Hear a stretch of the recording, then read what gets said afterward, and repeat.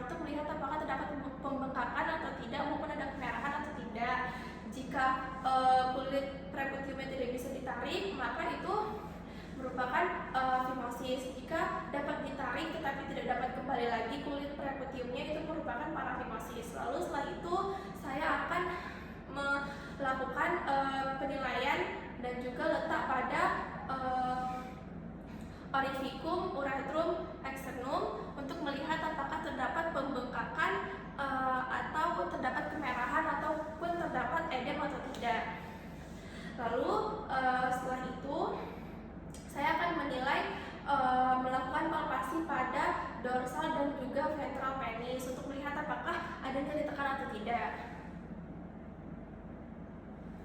Baik, setelah itu saya akan melakukan pemeriksaan pada skrotum. Yang pertama, saya akan melakukan inspeksi pada skrotum, apakah terdapat pembengkakan atau kemerahan maupun kelainan bentuk pada skrotum. Lalu setelah itu saya akan menilai konsistensi dan juga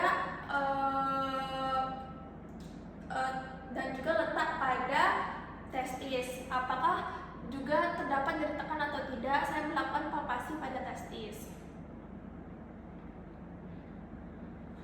Lalu setelah itu, setelah melakukan palpasi pada skrotum dan juga testis, saya akan melakukan auskultasi pada skrotum untuk melihat apakah terdapat bunyi bruit atau tidak.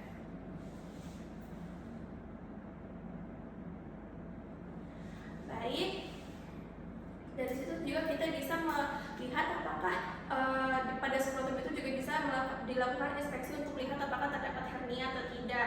Lalu dilanjutkan dengan saya akan melakukan palpasi pada limfanodi inguinalis untuk melihat apakah terdapat nyeri tekan ataupun massa serta pembengkakan kelenjar getah bening. Lalu setelah itu saya akan melakukan pemeriksaan colok dubur dan juga refleks bulbocavernosus. Yang pertama, saya akan meminta izin kepada pasien, "Baik Pak, kita akan melakukan pemeriksaan colok dubur. Mungkin nanti rasanya akan sedikit tidak nyaman, tapi saya akan melakukan secara perlahan. Bapak boleh berbaring dengan posisi litotomi."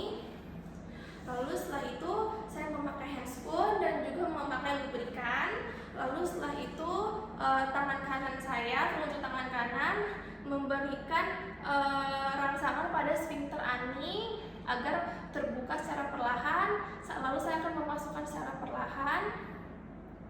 Lalu saya akan menekan pada bagian gland penis untuk melihat refleks bulbocavernosus. Lalu setelah itu saya akan memasukkan jari lagi lebih dalam untuk menilai apakah rektumnya itu kolaps atau tidak. Lalu saya akan memutar jari kanan saya searah jarum jam untuk menemukan apakah terdapat massa maupun lendir.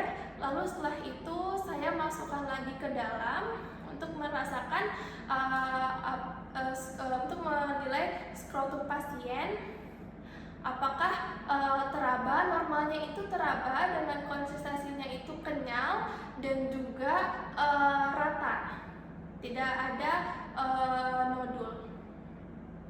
Lalu setelah itu saya akan mengeluarkan secara perlahan. Lalu saya akan melihat di handspoon saya apakah terdapat lendir, darah ataupun terdapat kotoran. Lalu setelah itu saya melepaskan handspoon, membuang pada tempat sampah medis. Lalu saya mencuci tangan 6 langkah kembali dan kemudian saya akan menginformasikan hasil pemeriksaan kepada pasien. Lalu saya berterima kasih kepada pasien. "Baik Pak, pemeriksaan sudah selesai dilakukan. Terima kasih atas kerjasamanya. Nanti saya akan menginformasikan mengenai dari hasil pemeriksaannya Pak. Terima kasih, selamat siang Pak."